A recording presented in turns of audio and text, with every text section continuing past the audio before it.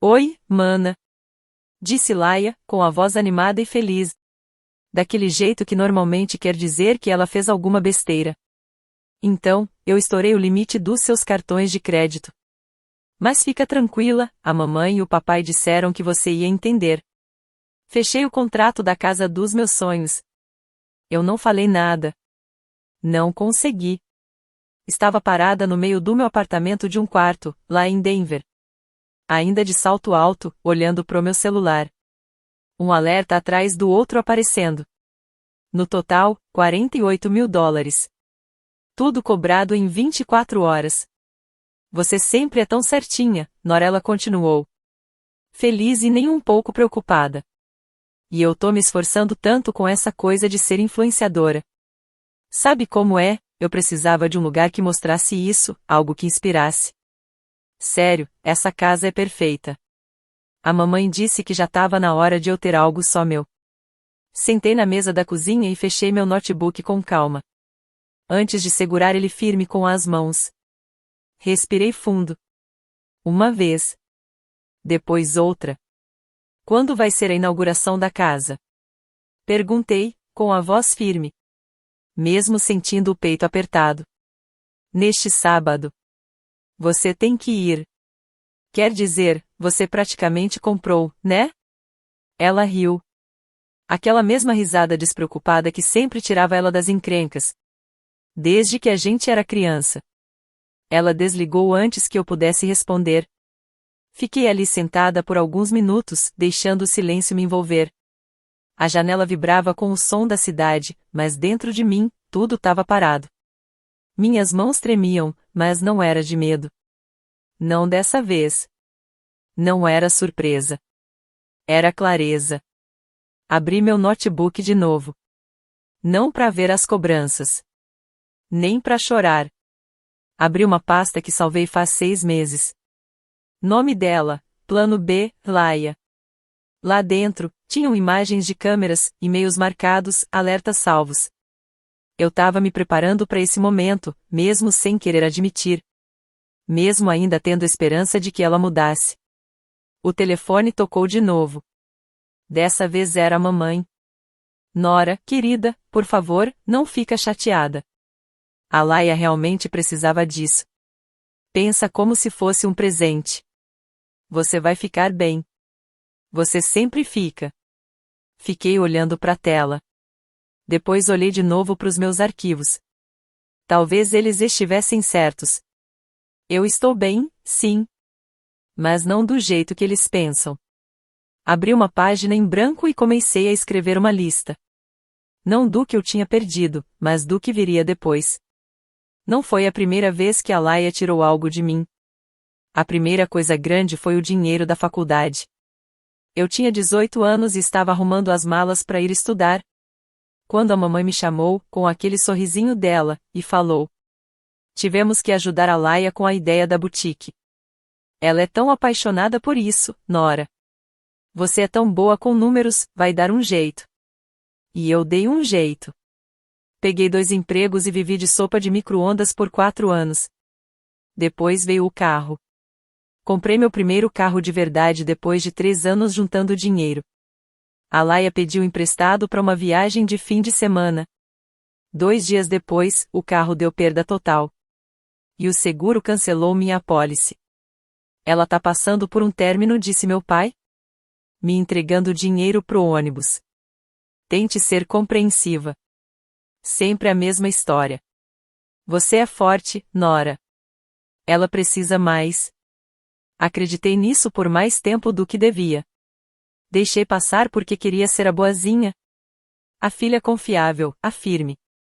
E talvez, lá no fundo, eu ainda achasse que um dia eles iam perceber o quanto tudo isso me custou. Mas essa esperança começou a acabar no outono passado. Foi quando recebi uma ligação do banco. Tinha um pedido de empréstimo suspeito no meu nome.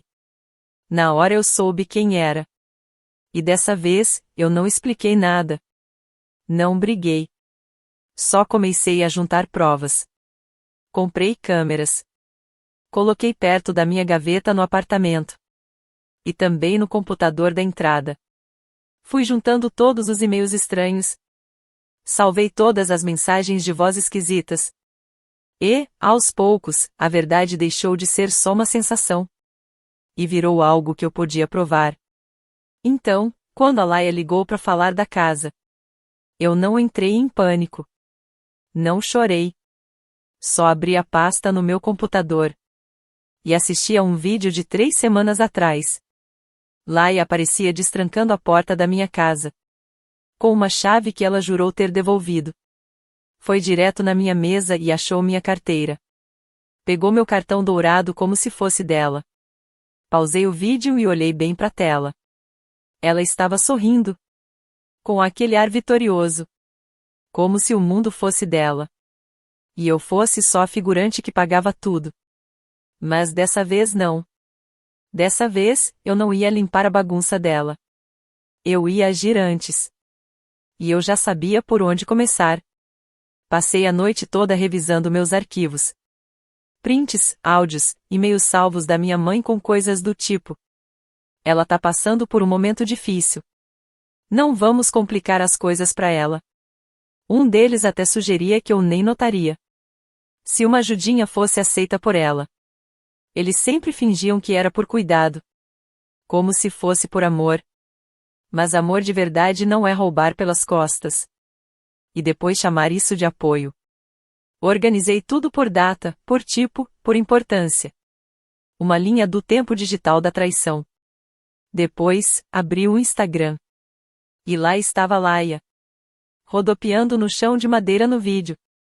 Com a legenda: manifestar funciona. Se você acreditar, a casa dos sonhos e o carro vem. Em outro post, ela posava na escada da frente com meus pais. Todos combinando nas roupas clarinhas. Sorrindo com aqueles filtros. Meu nome? Nem mencionado. Nem uma palavra sobre os cartões de crédito que bancaram tudo. Talvez tenha sido aí que algo dentro de mim endureceu. Aquela casa. Aquela casa específica. Eu conhecia aquele endereço. Digitei ele no sistema interno da Maurice & Halley. A empresa de investimentos onde trabalho há quase 10 anos. Meu nome não aparece em lugar nenhum nos papéis. Mas fui eu que ajudei a criar o modelo financeiro de toda aquela comunidade. Eu conheço o administrador do prédio. Conheço o corretor. Sei quais licenças ainda não foram aprovadas. E quantos problemas existem nos terrenos ao lado. A casa da Laia, aquela que ela comprou com os meus cartões, fica num lote que eu mesma ajudei a avaliar. Fiquei olhando pro arquivo da casa por um bom tempo. Sentindo uma mistura estranha de raiva e poder crescendo dentro de mim. Eles achavam que tinham me passado a perna. Mas construíram a casa dos sonhos deles em cima de uma base. Que eu mesma ajudei a preparar. E agora, eles iam descobrir o que acontece. Quando a pessoa quieta decide que não vai mais ficar calada. Na terça, a Laia postou um vídeo mostrando a cozinha nova. Bancadas de mármore branco, metais dourados. Marcando várias lojas de decoração. Na legenda, ela escreveu: nem acredito que isso é real. Prova de que, se você se jogar, o universo te segura. Bom, o universo, no caso, usou o meu limite do cartão. Em outro post, ela apareceu de hobby de seda. Com uma caneca de café na mão. Escrevendo: luz da manhã na minha casa para sempre. Cada post era um golpe diferente. E doía diferente também, como levar um soco nas costelas. Enquanto isso, a mamãe e o papai passaram. De fingir que não sabiam para começar a insistir. Só precisamos que você assine a papelada do refinanciamento. Disse meu pai no telefone. É só um detalhe técnico. Você já está nas linhas de crédito mesmo. Isso só deixaria tudo mais claro. Você sempre deixa tudo mais fácil, completou a mamãe. E a Laia tá sob muita pressão com essa exposição toda. Não pode apoiar ela em silêncio, só uma vez? Eu sorri, mesmo sabendo que eles não podiam ver. Claro. Vou levar tudo para a festa de inauguração. Ah, ótimo, suspirou a mamãe. Vamos imprimir os papéis. Você pode assinar lá mesmo. Eles nem imaginavam o que eu ia levar de verdade. Na quarta, me encontrei com um advogado especialista em imóveis. Na quinta, falei com o pessoal da área jurídica da minha empresa, para esclarecer meus vínculos com o projeto. Na sexta, já tinha tudo pronto, documentos autenticados, fotos dos vídeos de segurança impressas em cores, e uma declaração assinada pelo gerente do imóvel, confirmando quem comprou a casa e de onde veio o dinheiro. Coloquei tudo no envelope pardo bem grosso e guardei com cuidado na minha bolsa de trabalho. Deixei eles lá, decorando mentiras, brindando com espumante os falsos insucessos. Eu ia chegar na hora certa, sorrindo, educada. Mas não ia para comemorar. Eu ia para acertar as contas. A garagem já estava cheia de SUVs e carros importados.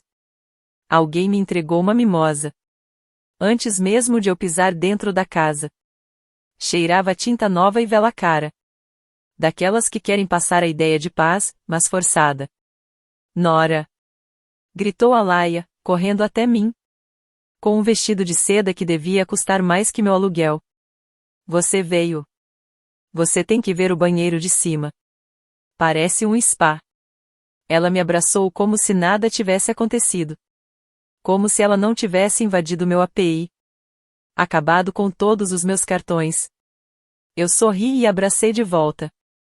Trouxe um presente de inauguração, falei com calma. Os olhos dela brilharam. Ah, não precisava.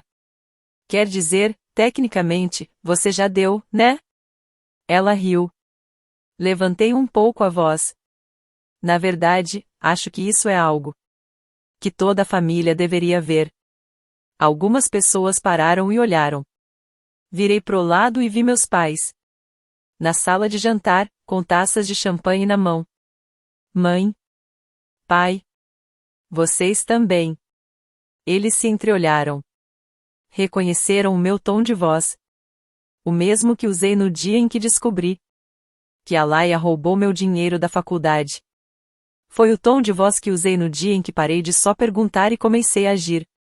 A sala ficou em silêncio, e aos poucos todo mundo começou a prestar atenção. O barulho da festa virou cochicho. Peguei o envelope pardo da minha bolsa e coloquei em cima da bancada de mármore da cozinha. Laia, falei com calma. Já que você gosta tanto de falar em compartilhar bênçãos, achei que era hora de eu compartilhar umas coisas também. Fui tirando, uma por uma, as provas. As fotos das câmeras de segurança mostrando ela dentro do meu apartamento, mexendo na minha carteira. Cópias dos extratos do cartão com todas as compras. Prints das postagens dela no Instagram com data e hora. Tudo autenticado no cartório. Também coloquei ali os e-mails dos nossos pais, sugerindo que eu deveria ser mais flexível com meu dinheiro.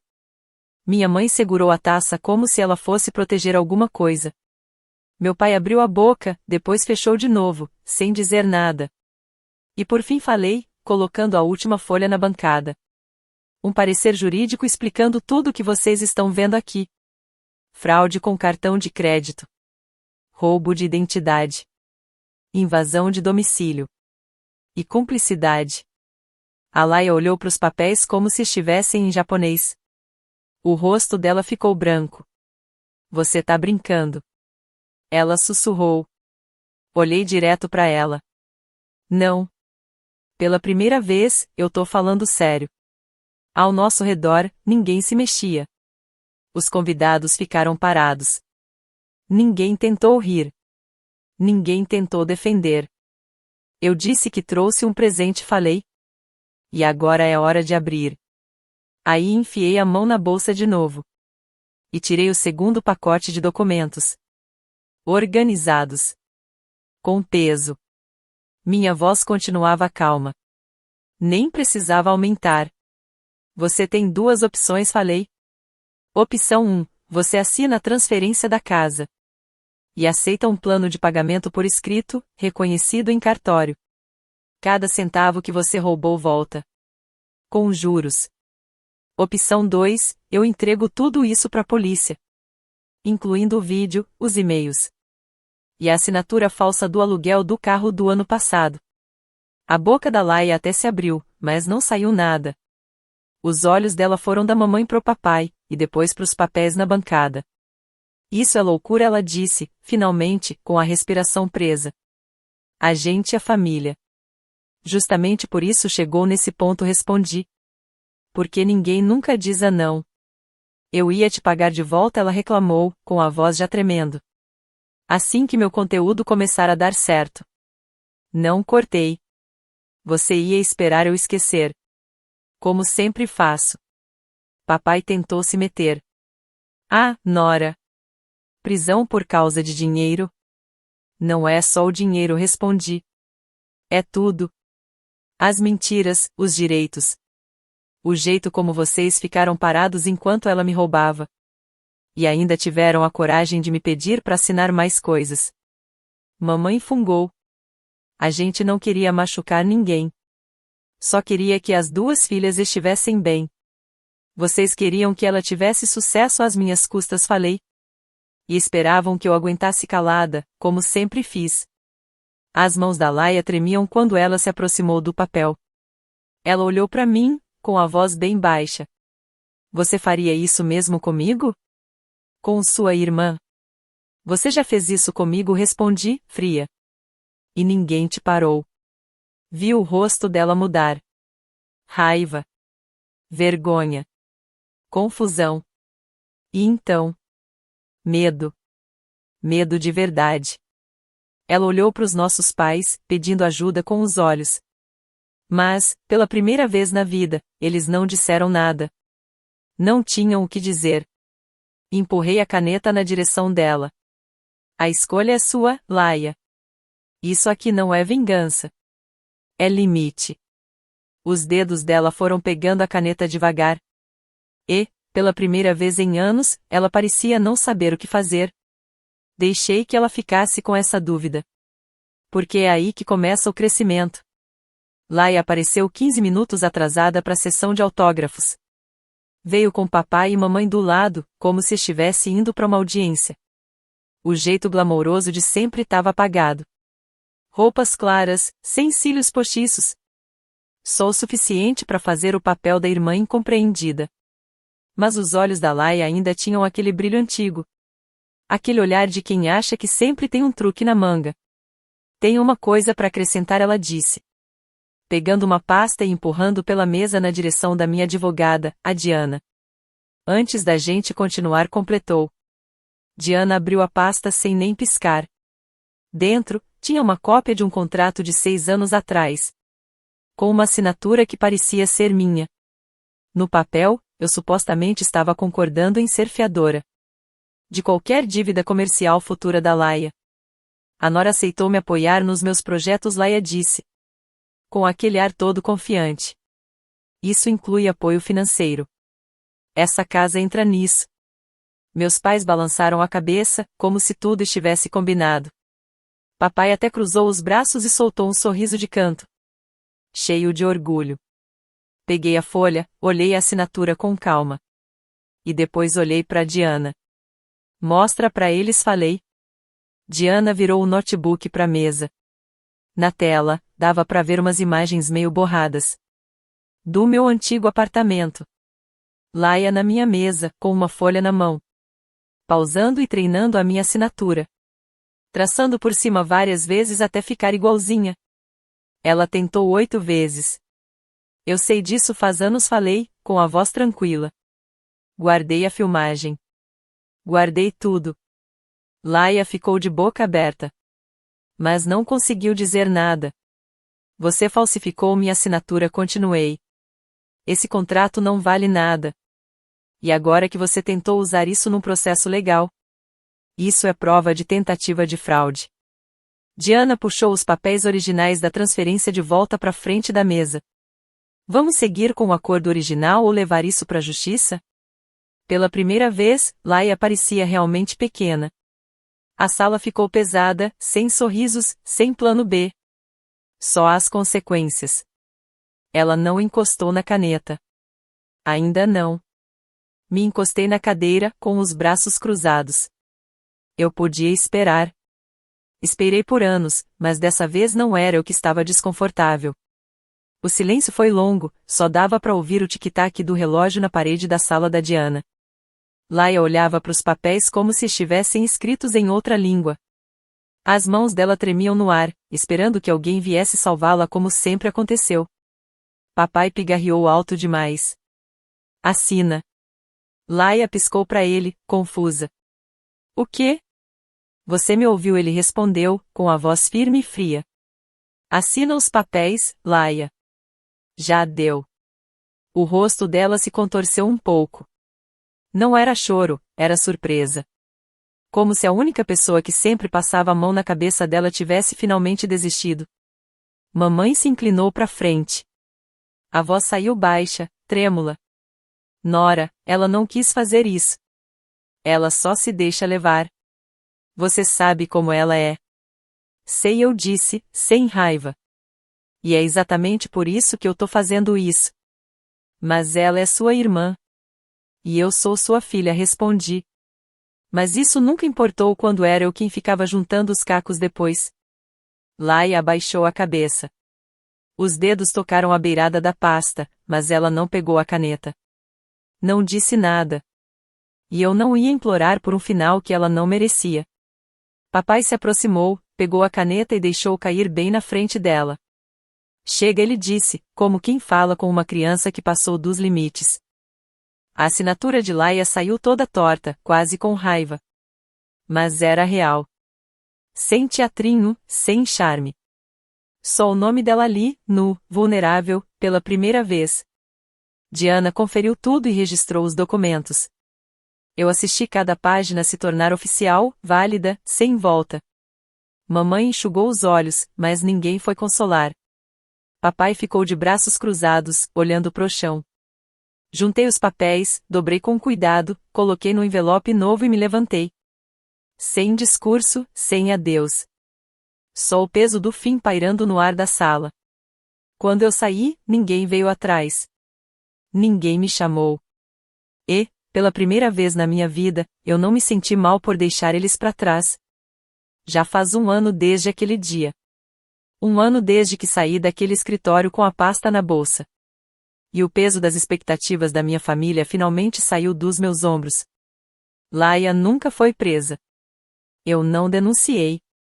Ela assinou tudo certinho com o plano de pagamento, e surpreendentemente está cumprindo. Todo mês, como um relógio, o pagamento chega. Sem atrasos, sem desculpas. Só uma transferência silenciosa da conta dela para minha. Hoje em dia, ela tem um emprego de verdade. Trabalha com marketing numa empresa pequena da cidade. Não é nada chique, mas é honesto. O Instagram dela também mudou. Acabaram as fotos de luxo e as frases profundas falsas. Agora tem foto de caneca de café do lado de planilha, com legenda tipo fazer orçamento é se respeitarem e a educação financeira cura. Às vezes eu olho essas postagens e fico pensando se é tudo real. Mas aí eu lembro, pelo menos agora ela está fingindo ir na direção certa, o que já é um começo. Papai me ligou há alguns meses. Não tentou se justificar. Só disse que sentia muito e que começou a fazer terapia. Falou que talvez eles tenham falhado com nós duas, cada uma de um jeito. Não foi tudo o que eu queria ouvir, mas foi alguma coisa. Mamãe não ligou, mas deixou uma mensagem de voz na semana passada. A voz dela parecia cansada, mas não de raiva, de entender, mesmo. Ela disse: Você estava certa, Nora. Ela precisava cair. A gente nunca deixou. Isso foi erro nosso. Eu salvei a mensagem. Ainda não respondi. Tem dias que eu me pergunto como seria se eu tivesse ficado quieta de novo. Se eu tivesse assinado aqueles papéis, engolido tudo só para manter a paz. Mas aí eu vejo as mudanças. Não é perfeito, nem rápido. Mas é real. E eu sei que o silêncio teria custado muito mais caro para todo mundo. Abro o app do banco no celular. O último depósito tá lá. A mensagem da Laia veio junto. Paguei no começo do mês. Obrigada. Respondo só. Recebido. Se cuida. E fecho o app. Não é perdão, mas é o suficiente para seguir em frente. A casa foi vendida na primavera, bem quando as tulipas estavam quase nascendo. Um casal jovem, com 2 filhos, comprou. Primeira casa deles, animados, olhos brilhando. Deixei um pacote de boas-vindas no balcão, com um bilhete escrito à mão. Que esse lar tenha mais verdade do que o meu teve. O lucro deu para pagar o que faltava e as taxas do processo. O resto eu não guardei.